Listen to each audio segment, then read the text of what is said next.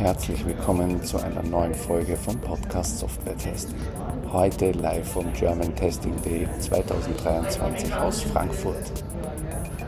Gerade hatte ich im Gespräch Sophie Küster, sie ist Test Automation Engineer bei Krone und wir haben uns mal über ein ganz anderes Thema unterhalten, und zwar die psychische Gesundheit und die Selbstfürsorge.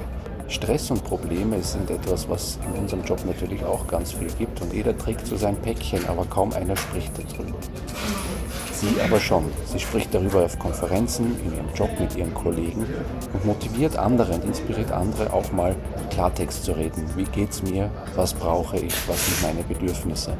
Sie hat selber eine aufregende Reise durch diese Geschichte gemacht und gibt uns einen Einblick, wie sie das Thema für sich gelöst hat. Viel Spaß bei der Folge.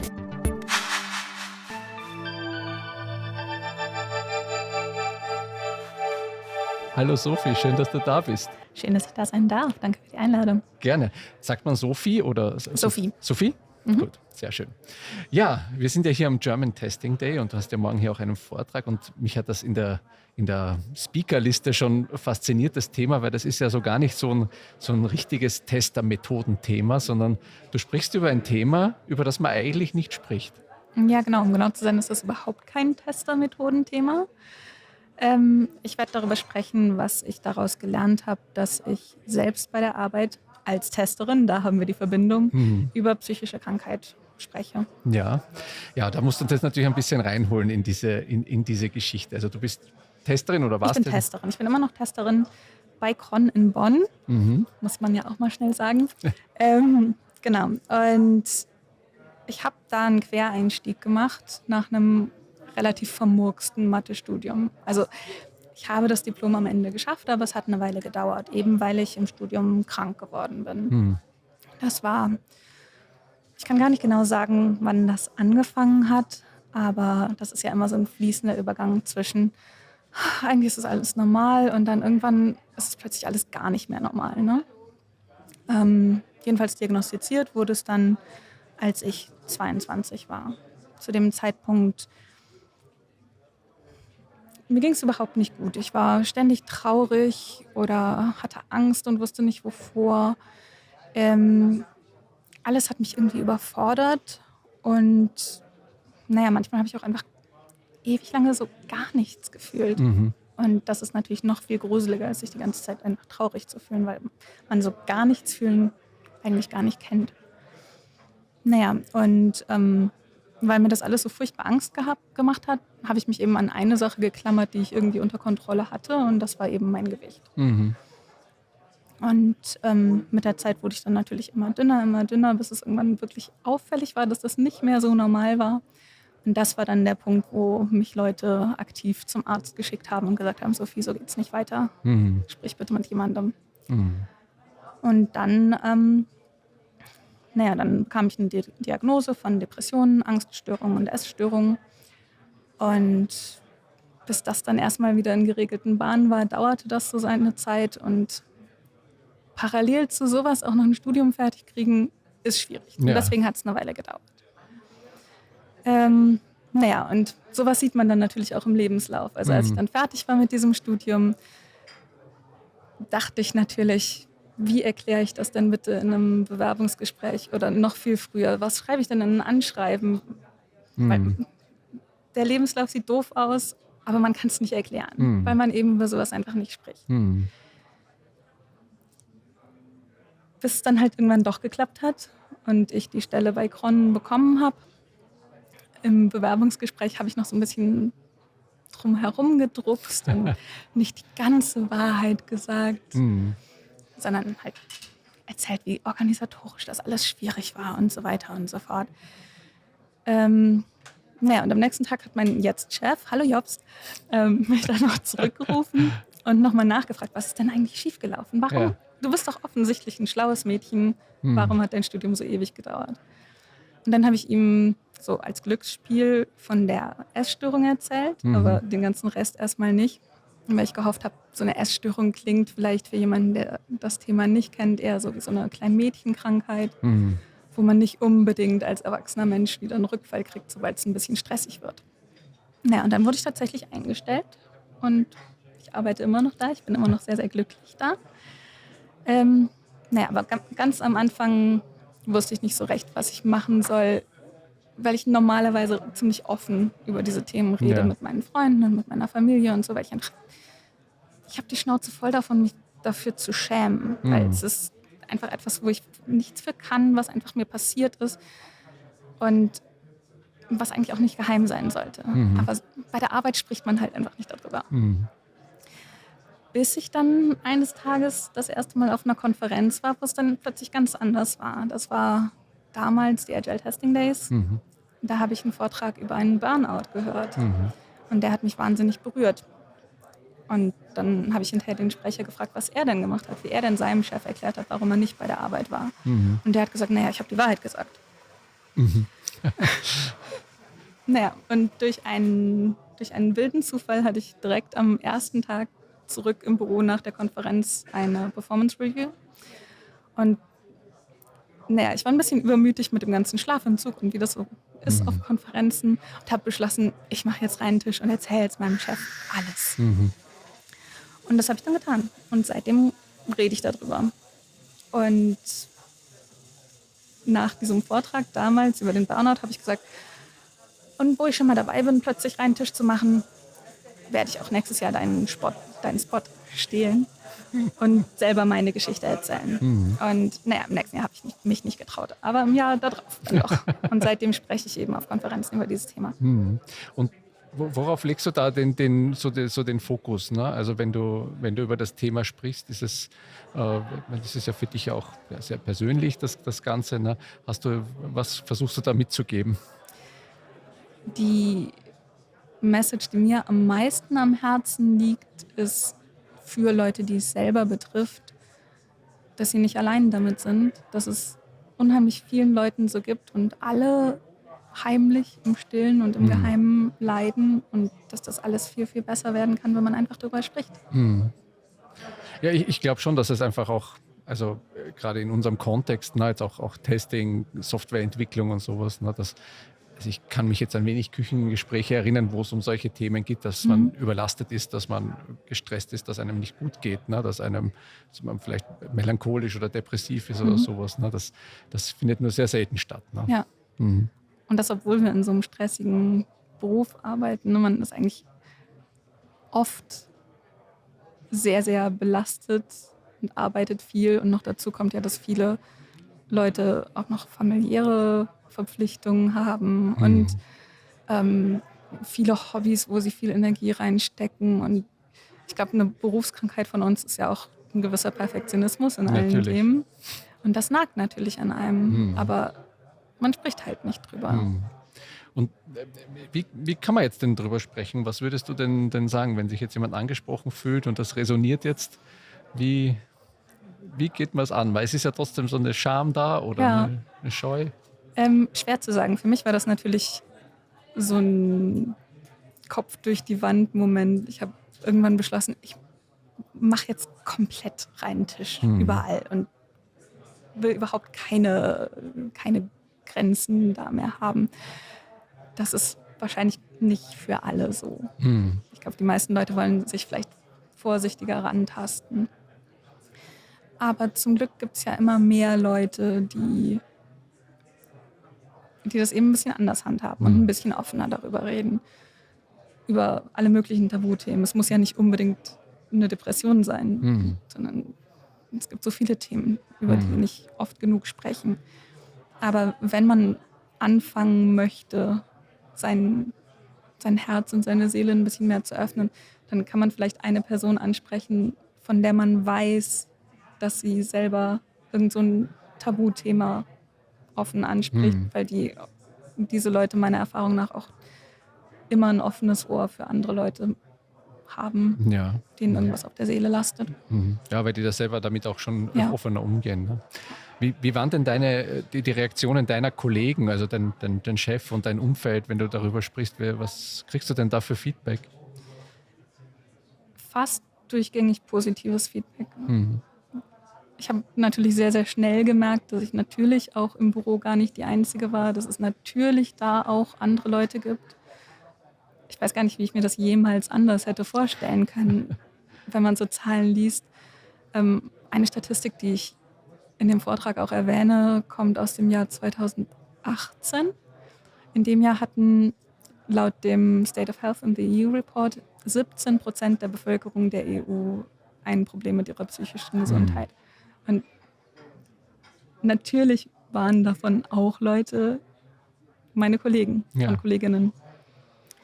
Naja, und als ich erstmal angefangen hatte, darüber zu reden, haben dann natürlich auch ein paar meiner Kolleginnen und Kollegen auch dann ihre Geschichten erzählt. Einer zum Beispiel, ich werde jetzt natürlich nicht ins Detail gehen, was er mir erzählt hat, aber der hat mich eines Tages angesprochen und hat gesagt, ich habe auch so eine Geschichte, über die ich nicht rede und ich weiß gar nicht, wie ich anfangen soll, darüber zu reden. Aber weil du jetzt so offen warst, habe ich das Gefühl, ich kann dir das anvertrauen. Und dann hat er mir seine Geschichte erzählt und kurz danach, das dauerte wirklich nicht lange, da hat er dann einfach beim Mittagessen auch ein paar anderen aus der Firma seine Geschichte erzählt. Und jetzt ist es gar kein Geheimnis mehr. Ja, schön, ja. Ja, also ich meine, das befreit und klärt ja auch und die Dinge mal auszusprechen, bringt ja auch oft für sich selbst auch nochmal Klarheit und auch zu merken, dass dann das Umfeld auch meistens natürlich positiv reagiert, weil es natürlich, jeder hat so sein Päckchen auch mitzutragen. Jetzt sprichst du ja darüber auch auf Konferenzen, also du sprichst jetzt quasi noch öffentlicher darüber, also nicht nur mit deinen Kollegen. Wie ist denn da so die Reaktion? Wirst du dann danach auch mal angesprochen oder was kriegst du da für Feedback? Eigentlich immer.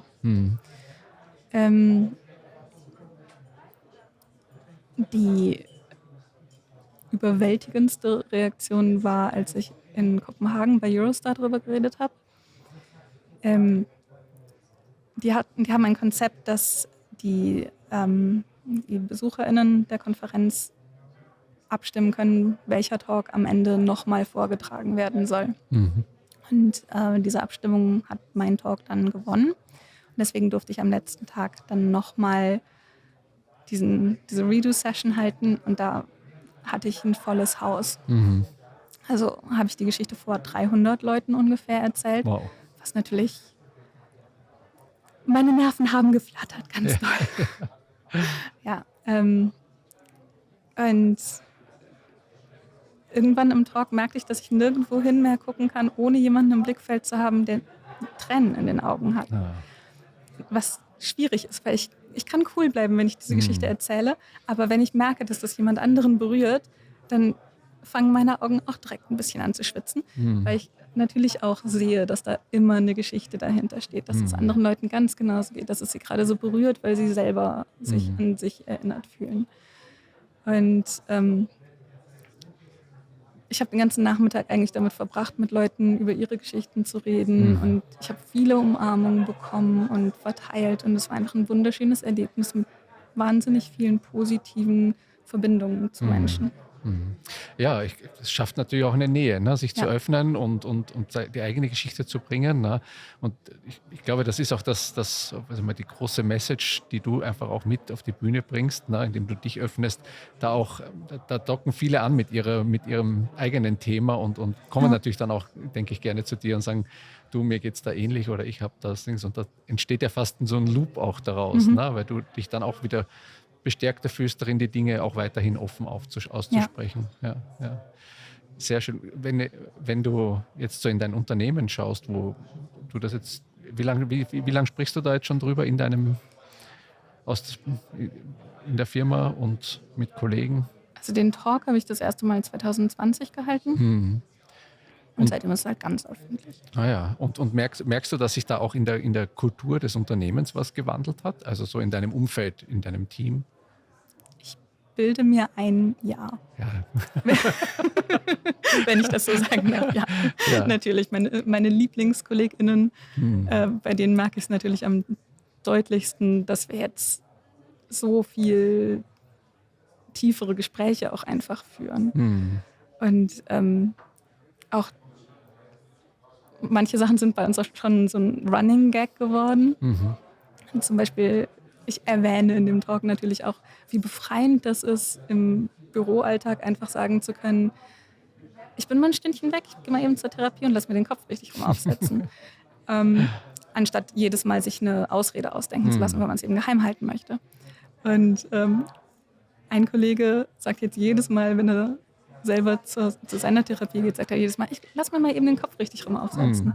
Und da besteht einfach eine viel engere Verbindung mittlerweile. Ja, und ich glaube auch, dass das sich ja wieder auch dann zurückwirkt auf das gemeinsame Arbeiten. Ja. Ne? Also wir sprechen ja alle davon auch in agilen Teams und wir müssen hier Tester und Entwickler alle zusammen und ganz viel kommunizieren. Ne? Aber da wird oft ja die persönliche Ebene auch irgendwie ausgespart. Ne? Und ich glaube, das kann auch ein Team oder Unternehmen einfach noch viel mehr zusammenbringen, um auch da noch besser miteinander wirken zu können. Ja, vor allem hilft es auch einfach, wenn zum Beispiel ein Mensch mal gerade einen schlechten Tag hat, dann, wenn diese Person das dann versucht zu überspielen, dann kann das ja sehr, sehr schnell falsch aufgenommen werden, dass der gerade motzig ist oder vielleicht faul, weil er sein Pensum nicht reißen kann. Aber wenn er einfach sagt, guck mal, ich habe heute einen schlechten Tag, morgen bin ich wieder normal, aber heute kannst du vielleicht ein bisschen vorsichtiger heute mit mir sein, dann weiß man, woran man ist. Und man kann dann netter miteinander umgehen und vielleicht mal einen Kaffee mitbringen, wenn man schon in die Küche geht oder sowas. Und dann einfach ein bisschen achtsamer miteinander umgehen, wenn man weiß, was Sache ist. Ja, genau. Du hast ja gesagt, jetzt offen drüber sprechen, das ist so der erste Start. Hast du für jemanden, der sich jetzt so angesprochen fühlt, noch andere Tipps, wo du sagen kannst, so könnt ihr da loslegen, auch euch da zu öffnen? Naja, das hängt natürlich immer ganz doll davon ab, in welcher Phase man sich da gerade befindet. Also wenn man gerade das erste Mal den Verdacht hat, dass das vielleicht nicht einfach nur traurig sein könnte, sondern vielleicht mehr dahinter steckt, dann sage ich immer, der erste Schritt muss immer sein, darüber zu reden, mit egal wem, mit irgendeinem lieben Menschen im persönlichen Umfeld, vielleicht mit einer Hotline, wenn es niemanden gibt, dem man sich anvertrauen möchte, oder eben mit einem Profi. Und da sollte überhaupt kein Schamgefühl einen davon abhalten, sich Hilfe zu suchen. Und dann später, wenn man vielleicht schon sich stabilisiert fühlt, aber noch nicht die Sicherheit gefunden hat, im Alltag darüber sprechen zu können, mit wem auch immer. Ja, welchen Tipp würde ich da geben? Es gibt überall Gleichgesinnte und Leute, die es verstehen. Und wenn man die findet, dann ist das sehr, sehr wertvoll. Und deswegen lohnt es sich, auf die Suche zu gehen.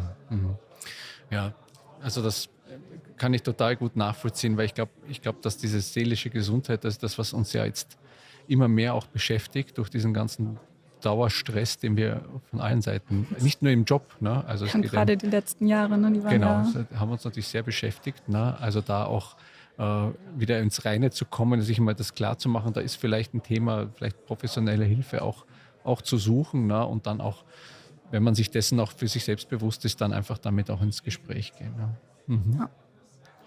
Ja, sehr schön.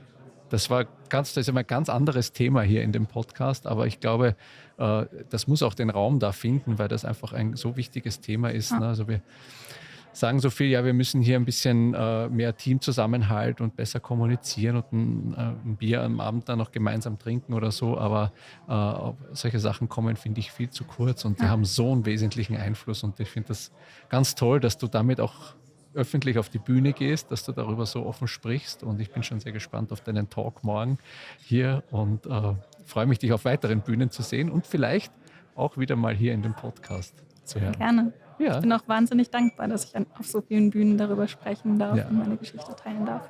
Zeigt ja auch, dass das Thema auch die Veranstalter bewegt und auch die da einen Nutzen sehen für die Teilnehmer. Ne? Finde ich ganz gut. Sehr schön. Vielen Dank. Ich danke dir, dass du hier warst und ich wünsche dir noch eine schöne Konferenz. Danke, wünsche ich dir auch. Danke.